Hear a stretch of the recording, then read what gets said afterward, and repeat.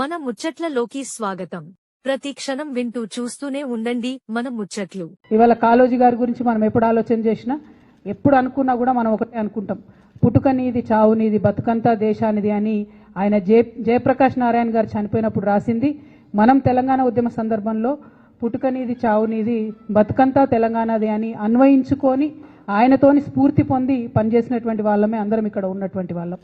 అదేవిధంగా వేలాది మంది లక్షలాది మంది తెలంగాణ ప్రజలను కదిలించినటువంటి మహా గొప్ప కవి కాళోజీ నారాయణరావు గారు. మరి వారిని స్మరించుకోవడం అన్నది చాలా ఆనందంగా ఉంది. వారు పదే పదే ఒక మాట చెప్పేవాళ్ళు, మన ప్రాంతేతరుడైతే ప్రాంతం హద్దుల వరకు తరిమికొడదాం, మన ప్రాంతం వాడు ద్రోహం చేస్తే ప్రాంతంలోనే బొంద పెడదామని చెప్పి ఆయన అనేక సందర్భాల్లో చెప్పారు. అంటే ఒక ఫైన్ డిస్టింక్షన్, జీవితంలో ఏదన్నా కఠినమైన నిర్ణయం తీసుకోవాల్సి వచ్చినప్పుడు ఎట్లా అయితే ఒక రేఖను, ఒక సరిహద్దును మారాలిటీకి యువతల పక్క అవతల పక్క అని ఆలోచన చేసుకోవాల్సి ఉంటుందో అవన్నీ కూడా చాలా నిగూఢంగా చెప్పినటువంటి వ్యక్తి కాళోజీ నారాయణరావు గారు. నిన్న మొన్నటి వరకు కూడా మన రాష్ట్ర ముఖ్యమంత్రి గారు ఏమన్నారు, కాళేశ్వరం అనేది కూలిపోయింది, కాళేశ్వరం అనేది కూలిపోయింది అని మాట్లాడారు.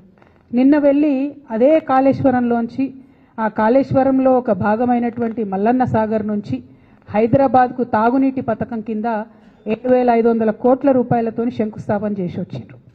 అదే ప్రాజెక్టు గత 2 సంవత్సరాలు కేసీఆర్ గారు ఉన్నప్పుడు కూడా ప్రణాళిక వేసింది 1,500 కోట్లకు. కొండపోచమ్మ సాగర్ నుండి హైదరాబాద్కు నీళ్లు తీసుకొస్తే 1,500 కోట్లలో అయిపోయేదానికి రేవంత్ రెడ్డి గారు మల్లన్న సాగర్ నుంచి హైదరాబాద్కు నీళ్లు తీసుకొస్తా అనేటటువంటి కొత్త ప్రణాళికను తీసుకొచ్చి 1,500 కోట్లతోని హైదరాబాద్ ప్రజల దాహార్తిని తీర్చేదాన్ని 7,500 కోట్ల వరకు పెంచి మెగా కృష్ణారెడ్డి గారు మరిన్ని మేడలు కట్టుకోవడానికి అనుకూలంగా చేస్తున్నారన్న విషయాన్ని ఇవాళ మనం గమనించాలి. మరి ఇటువంటి అన్యాయం 1,500 కోట్లు ఎక్కడ, 7,500 కోట్లు ఎక్కడ? అది రేవంత్ రెడ్డి గారి ఇంటి సొమ్ము కాదు కదా, తెలంగాణ ప్రజల సొమ్ము.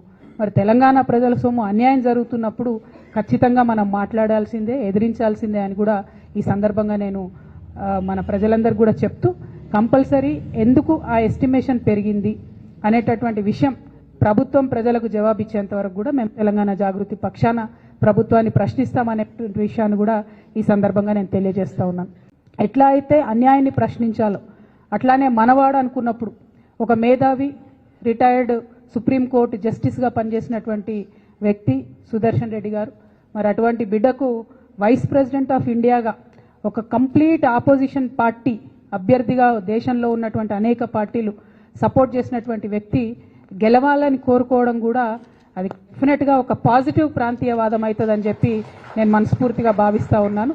ఇది పార్టీలకు అతీతంగా తెలంగాణ బిడ్డ కాబట్టి, ఆయనకు ఒక అవకాశం వచ్చింది కాబట్టి. అంటే నేను ఒక వ్యక్తిని ఎప్పుడు జీవితంలో మర్చిపోలేను. శేషన్ గారు అని ఉండే, టిఎన్ శేషన్ గారు అని.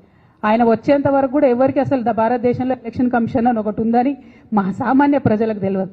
కానీ ఆయన వచ్చిన తర్వాత ఆ పోస్టుకు వన్నే వచ్చింది. సుదర్శన్ రెడ్డి గారు కూడా గెలిస్తే డెఫినెట్గా వైస్ ప్రెసిడెంట్ పోస్టుకు కూడా వన్నే తెస్తారని నేను అనుకుంటున్నాను. ఎందుకంటే అనేక సందర్భాల్లో ఆయన చూసినాం, ఆయన ఇచ్చినటువంటి పాజిటివ్ తీర్పులు కానీ, ఆయనకు ఉన్నటువంటి కాన్స్టిట్యూషనల్ ఎక్స్పర్టీస్ కానీ చూసినాం. అటువంటి అవకాశం వారికి వస్తే బాగుంటుందని చెప్పి మనస్ఫూర్తిగా నేను కోరుతా ఉన్నాను.